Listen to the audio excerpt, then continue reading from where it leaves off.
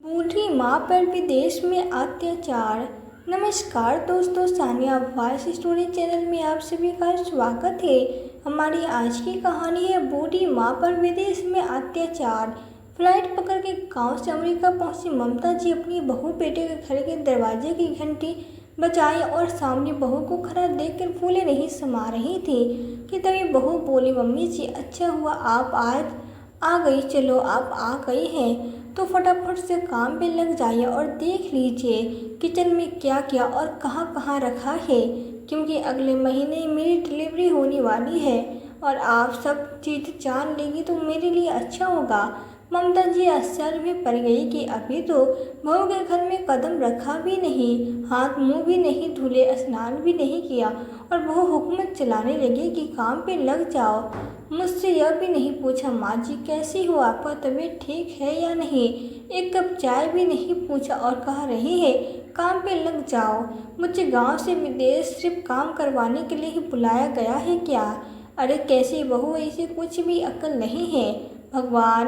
ममता जी बहू से तो कुछ नहीं बोली और तुरंत हाथ मुंह धोकर किचन में लग गई और सबके लिए खाना बनाया।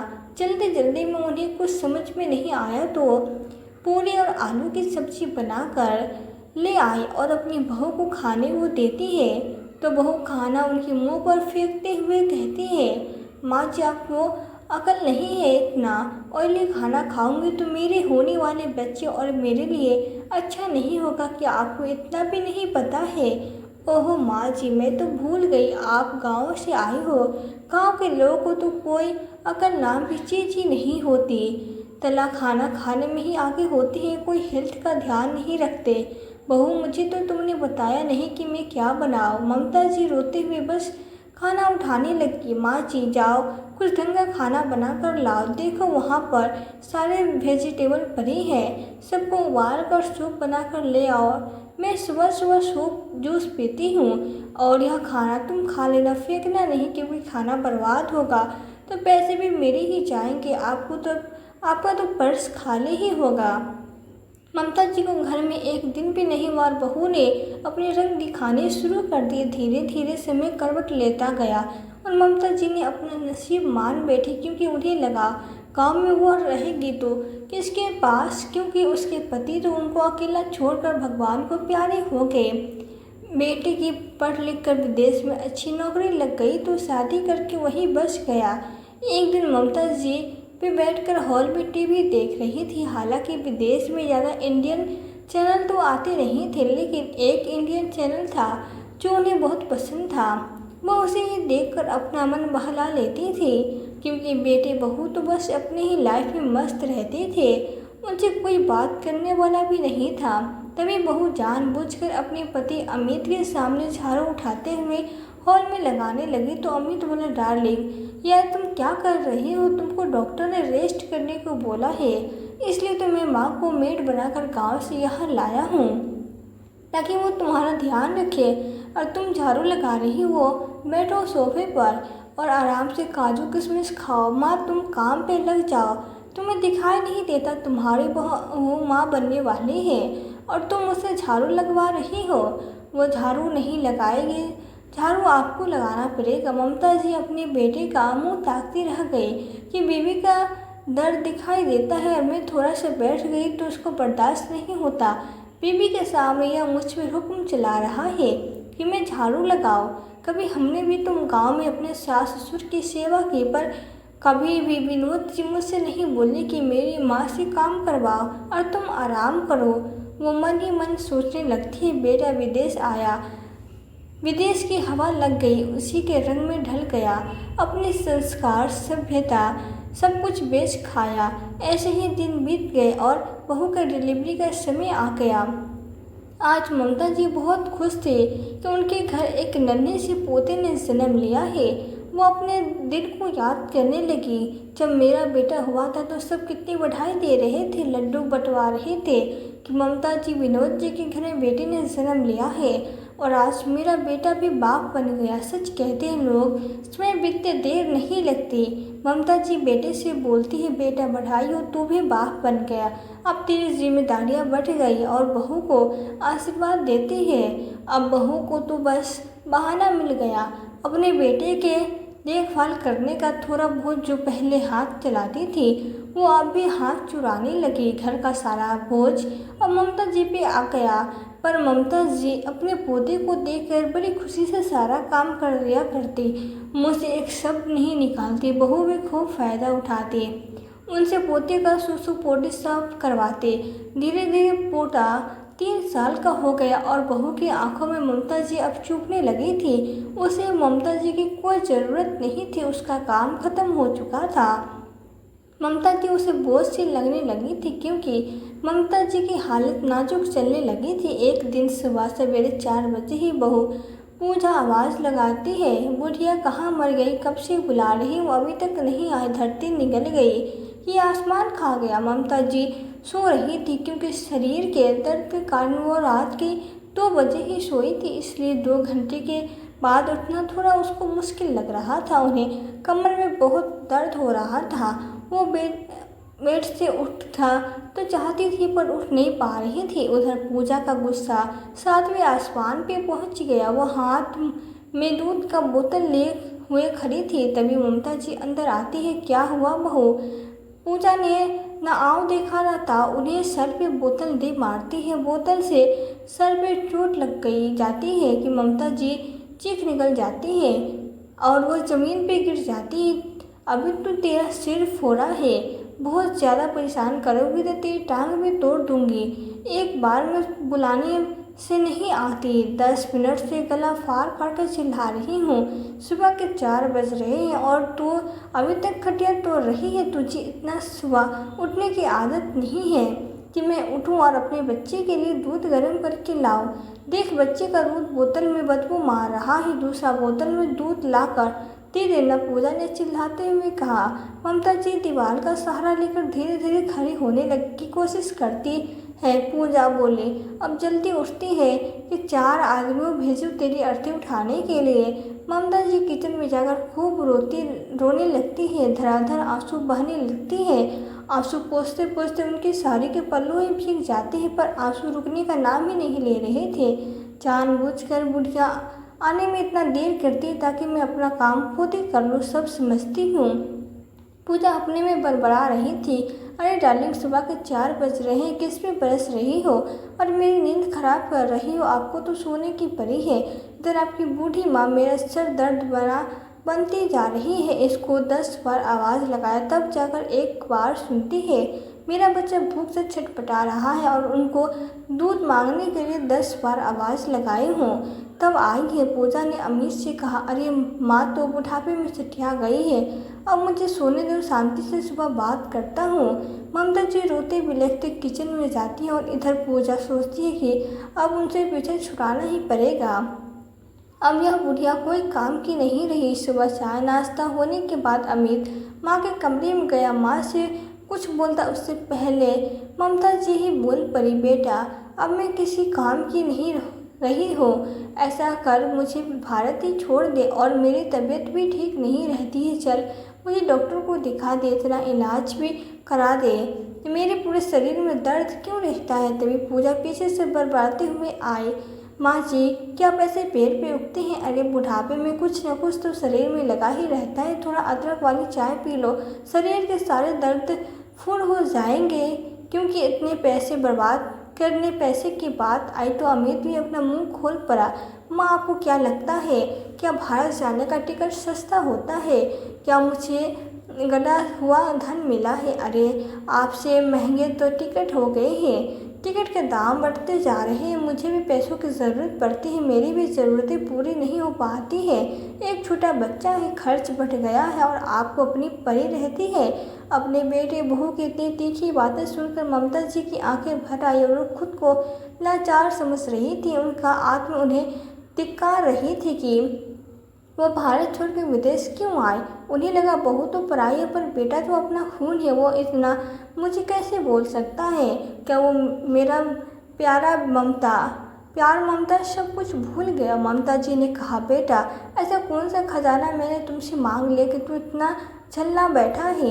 अमित बोला, मेरे अकल पे पत्थर पड़ गई थी जो मैं तुम्हारे जैसी मुसीबत को अपने सर पे उठा ले आया।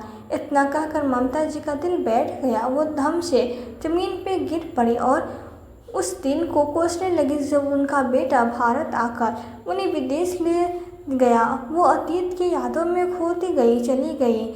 जब उनके पति विनोद जी अपनी अंतिम सांसें गिन रहे थे तो 2 बार वो अपने बेटे को आखिरी बार देखने की इच्छा जाहिर कर रहे थे, पर बेटा था कि अपनी ही दुनिया में खोया था। उसके पिता मरे या जिए इस बात का कोई परवाह नहीं था। बहू ने फ़ोन पे कहा, माँ जी अभी पिताजी को देखने आएंगे तो एक बार पहले देखने आना पड़ेगा और एक बार मरने के बाद तो इससे अच्छा है कि जब पिताजी भगवान को प्यारे हो जाएंगे तब अमित आ जाएगा। इतना पैसा कहाँ है हमारे पास। बहू की बातें सुनकर तो ममता जी सतर्क रह गई।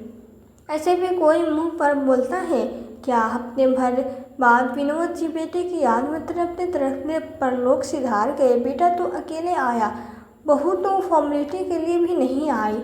बेटा पिताजी का अंतिम संस्कार करके दूसरे दिन ही जाने लगा तो रिश्तेदार लोग कहने लगे कि देवी तो बीत जाने दो तब जाना। बेटा अमित बोला, अब तो जो होना सा हो गया, वो होने को कौन टाल सकता है। अगर मैं रुक जाऊंगा तो क्या पिताजी वापस आ जाएंगे। अमित की ऐसी कड़वी बातें सुनकर सारे रिश्तेदार हैरान थे कि बेटा अपने पिता के लिए यह कैसे बोल सकता है। अमित ने कहा, अगर आप लोग को यहाँ रुकने का शौक है तो रहिए, पर मुझे तो अब जाना है क्योंकि मेरा भी काम धंधा है। इतना कहकर बहुत से रिश्तेदार तो चले गए, लेकिन बस उनके पीछे एक नौकरानी रह गई। उसके बाद ममता जी की दुनिया जैसी वीरान सी हो गई। हर समय उसको अकेलापन अखड़ता रह कर विनोद जी की बातें याद करती। वो विनोद जी की तस्वीर से बातें करते, कोई किसी का साथ नहीं, हमारा बेटा भी हमारा नहीं रहा, वो अपनी पत्नी का हो गया है। आपके जाने के बाद यह खाली घर मुझे काटने को दौड़ता है। इतना कहते कहते ममता जी सिसक सिसक कर रोने लगे। तब उनकी नौकरानी राधिका ने उन्हें संभाला। अम्मा जी, अगर आप ऐसे ही दिल छोटा करोगी, इतना रोएगी तो आपकी भी तबीयत खराब हो जाएगी। राधिका, अब किसके लिए जीना। अम्मा जी, आप बहुत देर से कुछ खाई नहीं, इसलिए मैं आपको खाना बनाकर खिलाती हूँ।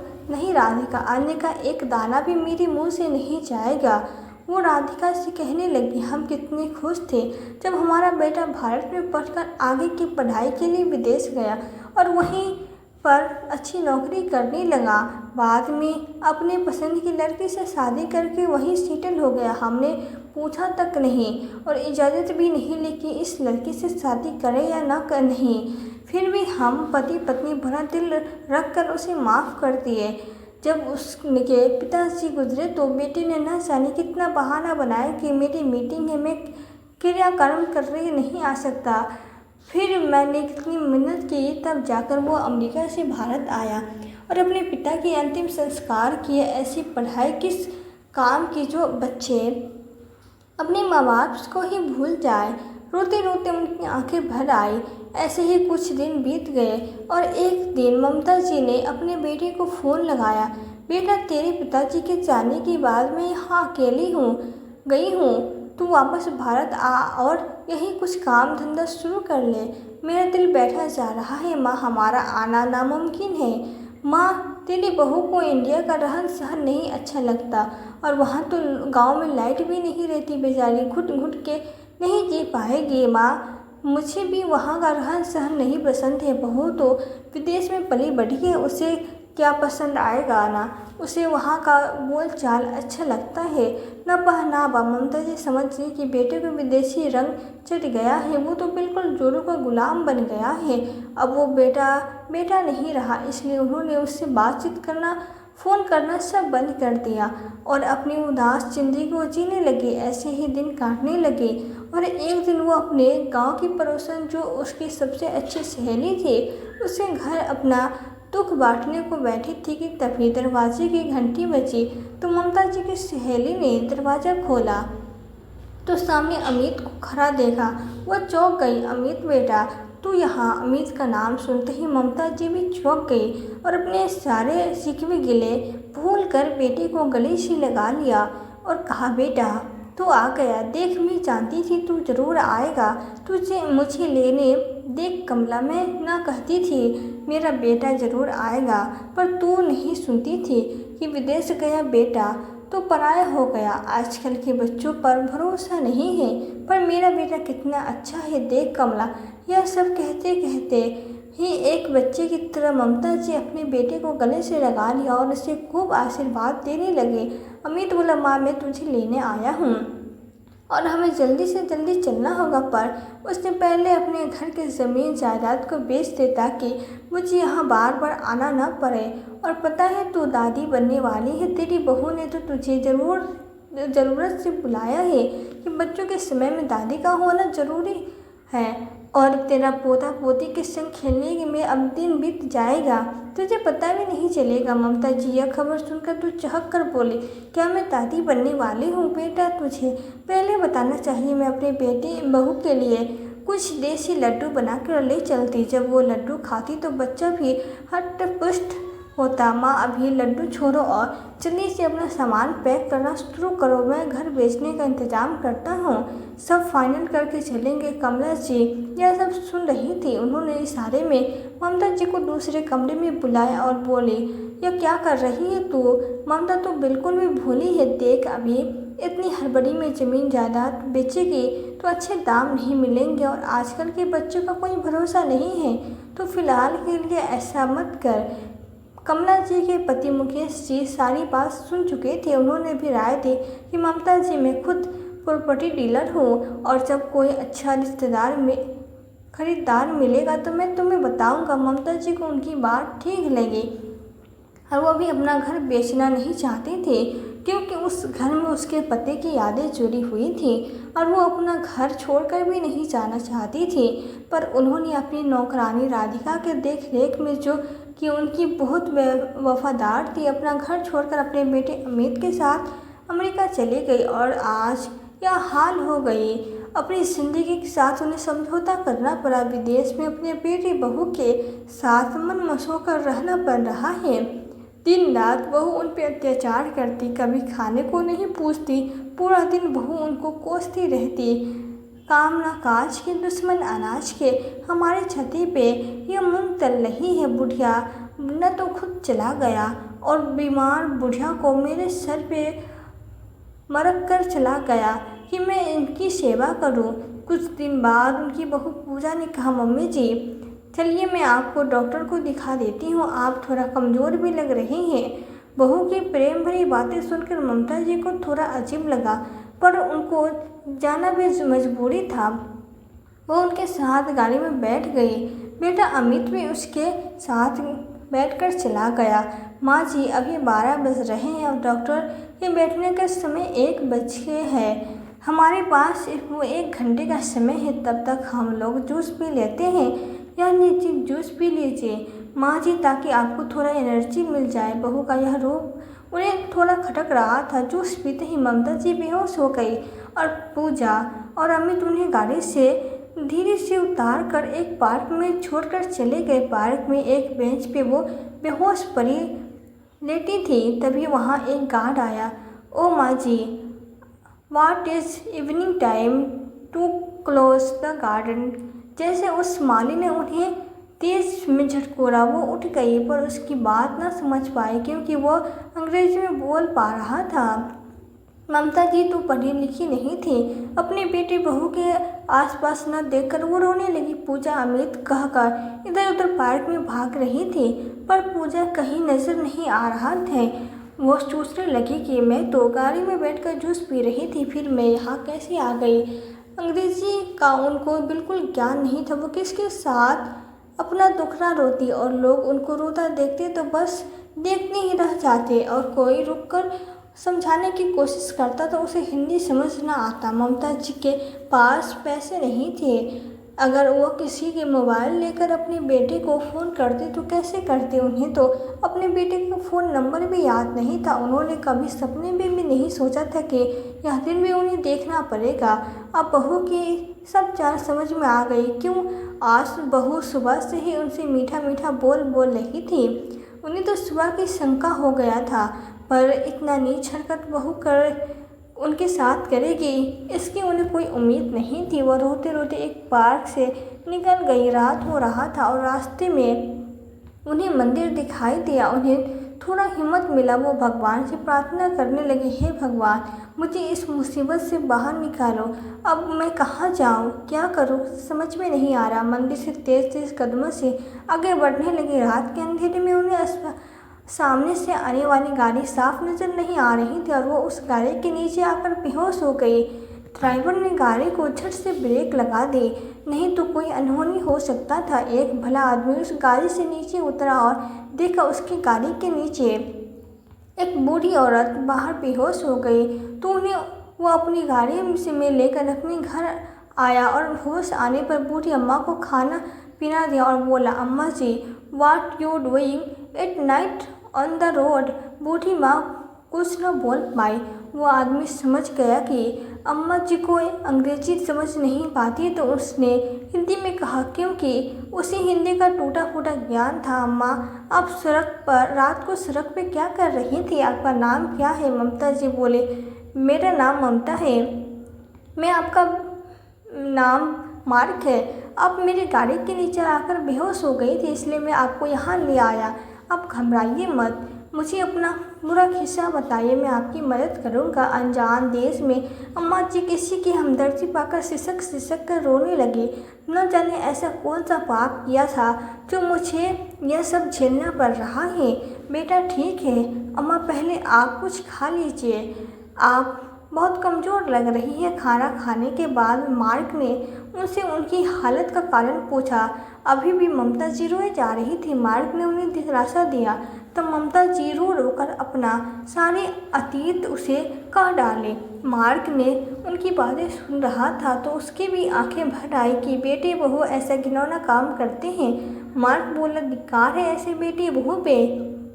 वह भी अंदर से टूट चुका था। उसने तुरंत पुलिस को खबर दे दी और पुलिस मार्क के घर पहुंची। पुलिस बोली, माँ जी बुरा मत मानिए, ऐसे केस मेरे पास हमेशा आते रहते हैं। लोग अपनी माँ को विदेश लाते हैं, उसमें काम करवाते हैं और जब माँ बीमार हो जाती है उसका शरीर जवाब दे जाता है, दवाइयों पे खर्चा करना पड़ता है। तो ऐसे दद्दर की ठोकरें खाने के लिए वो सड़कों पे उन्हें छोड़ देते हैं, घर से बाहर निकल के ऐसे ही फेंक देते हैं। पुलिस की बातें सुनकर ममता जी अचंभित रह गई।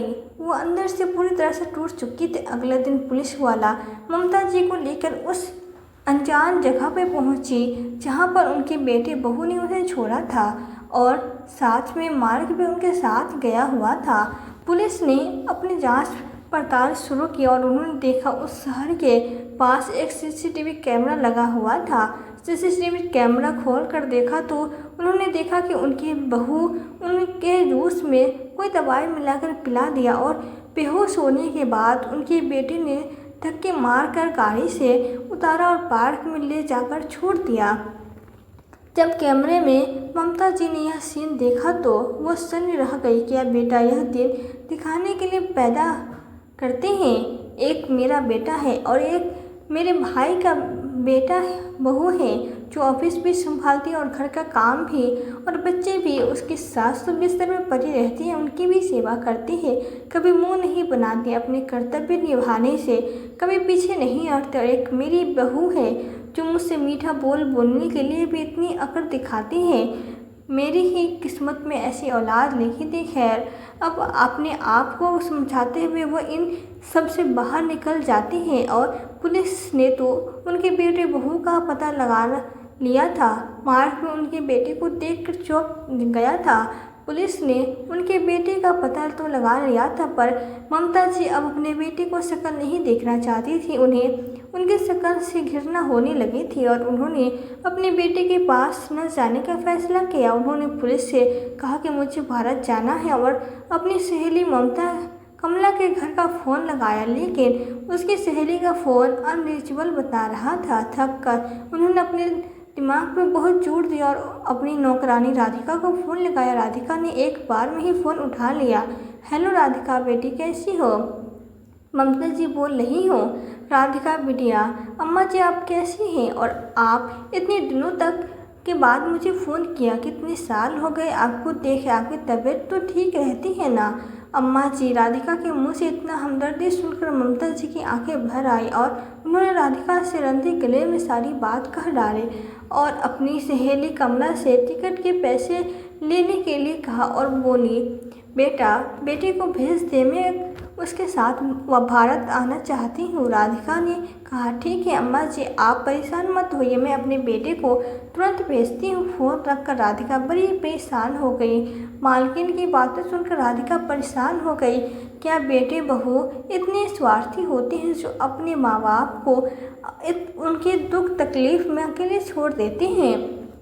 यह सोचते सोचते उसकी आंखें भीग गई। राधिका ने अपने बेटे की मदद से टिकट के पैसे के इंतजाम किए। पैसे जल्दी से जल्दी जुट गए और वो अपने बेटे को ममता जी को अमेरिका से लाने के लिए भेज देती है। रौनक अमेरिका पहुंच गया और ममता जी माँ का धन्यवाद करती है कि बेटा तुमने सगे बेटे से भी ज़्यादा साथ दिया है। ममता जी उसे धन्यवाद करके अपने घर वापस लौट आती हैं। भारत पहुंचकर ममता जी अपनी नौकरानी आरती के गले लगकर फूट फूट के रोने लगी।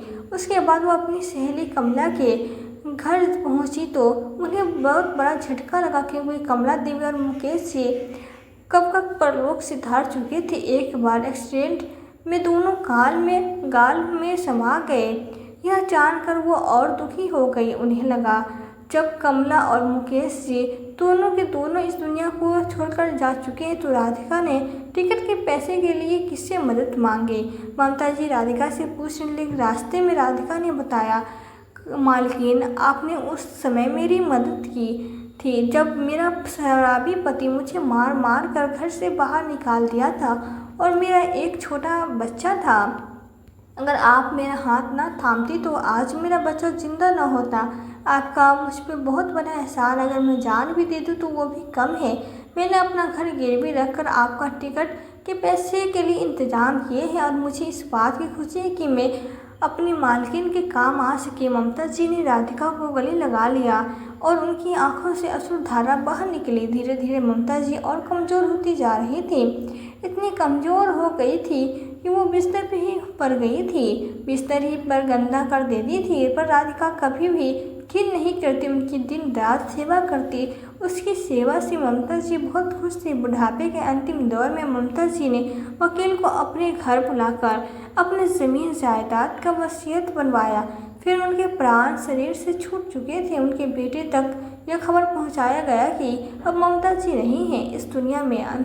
अमित यह खबर सुनकर दौड़े दौड़े घर आया कि चलो बुढ़िया चली गई, उसकी प्रॉपर्टी तो मिल जाएगी, क्योंकि कंपनी से उसको निकाल दिया गया था और अमित और पूजा के तो खाने के लाले पड़ गए थे। माँ की वसीयत मिलेगी तो वो फिर से अपना घर गृहस्थी बसा लेंगे, गांव में ही रहकर अपने जीवन की गाड़ी आगे बढ़ाएंगे।